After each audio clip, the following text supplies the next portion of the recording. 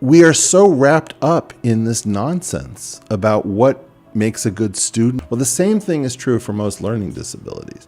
The learning disability portion of the gift is the price paid. And you're not letting me use the other part? Like, I understand that a Bugatti is pretty noisy and it guzzles gas, but it does go rather fast if you know how to drive it. And you're telling me that I have to drive it in a school zone for 25 miles an hour and that it has to be under a certain decibel level and that it can't guzzle gas because it's too expensive and bad for the environment? Screw you. I want those learning disabled kids racing around the track at 300 miles an hour, and now you try to catch them.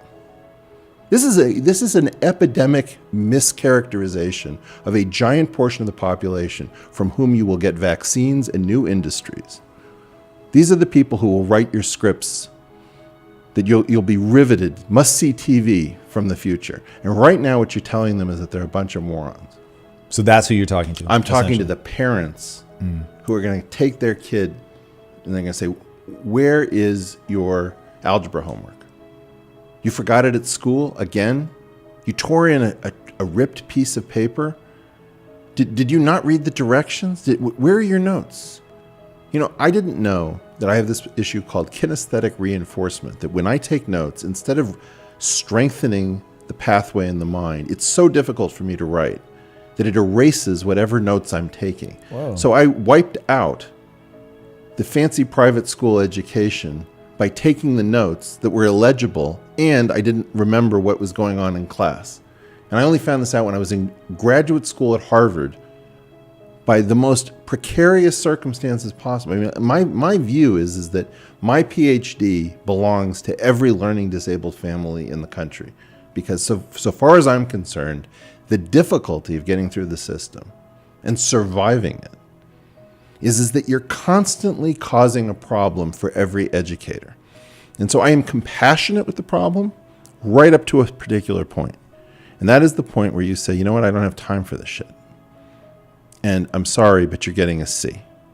And something in me knows that I'm doing you wrong, but I'm not allowed to do you right. I can't figure out why I'm allowed to give you an A in this class because you turned in some other project that I was not expecting. Because you showed brilliance, you showed something else. And somehow, because of my needs for my job, I have to give you and your family the bad news that you're taking it for the team.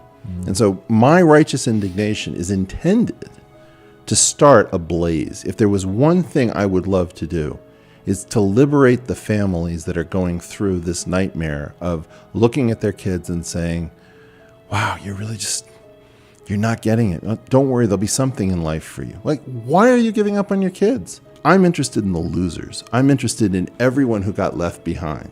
This idea of I will not be fenced out because of your hang-ups as an educator. There's no way I'm going to accept the D or the F or the, Johnny can try better, or, Arena needs to turn in her homework more regularly. No, you're wrong.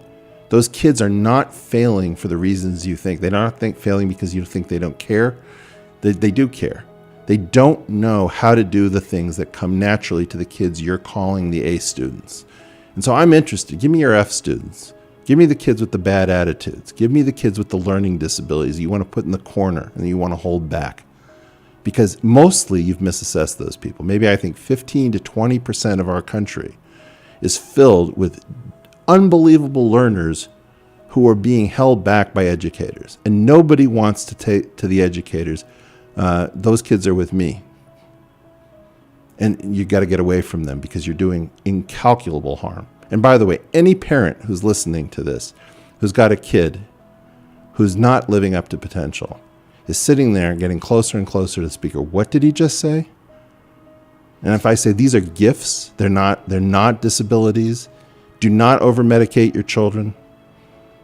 Embrace entirely different ways of educating your kids. They can learn anything.